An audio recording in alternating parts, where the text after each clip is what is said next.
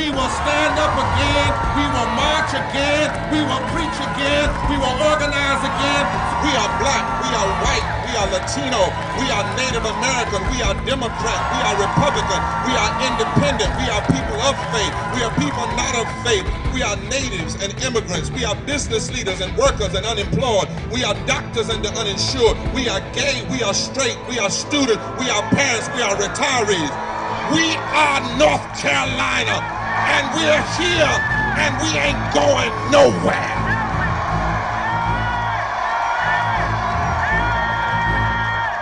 I'm a public school teacher.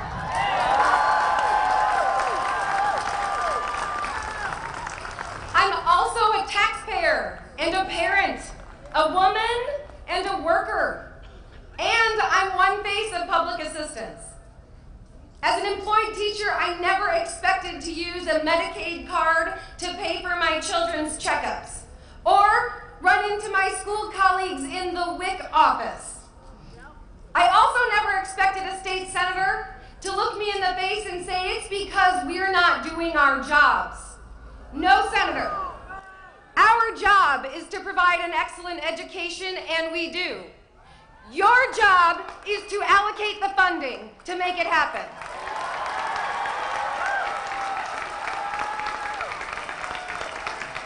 Instead, you steal money from public schools to pay for tax cuts for corporations. We get an unsustainable budget that doesn't bring many teachers up to their promised salaries of 2008. How will we keep master teachers in our classrooms? Don't try to tell us you're increasing money for education. We teach math.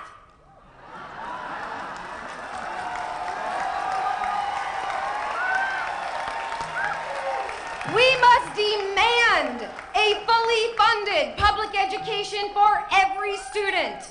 We will never agree to cuts from education to pay for education. We will never agree to cuts from some essential services to cover other essential services. End the manufactured myth of a funding crisis. We can meet all our obligations if our elected officials reinstate reasonable, responsible taxes.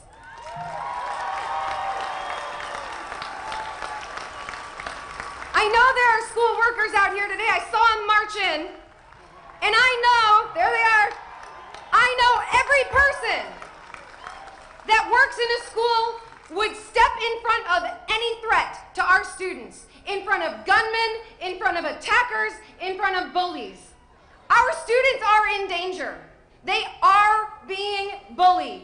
The threat might not look the same, but it is real, and it has real consequences. When public dollars are lost to private schools, children lose reading coaches and librarians. When funding doesn't increase with costs, children share outdated textbooks and technology. When bus routes are cut, children miss school. When the opportunity and equity that come from a public education are lost, our children are irreparably harmed. School workers see the effects of Raleigh's bad policy on our students' faces every day. Our working conditions are their learning conditions. Every issue that affects North Carolina is a student issue. We have students whose parents are wage workers, so living wage is a student issue. We have students and parents who are gay, so LGBTQ equality is a student issue. We have students and parents on Medicaid. Access to Medicaid is a student issue. Our students need places to live and water to drink, so fair and affordable housing is a student issue. Environmental justice is a student issue. Women's justice is a student issue. Racial justice is a student issue. Voting rights. Voting rights is a student issue. But our students can't vote.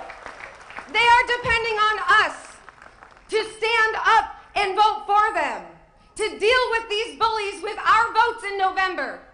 We teach our students to stand up to bullies even when they're our friends. Public education should have no party line. We must vote out politics with our students' futures. In November, step into a voting booth to stand up for the children of North Carolina.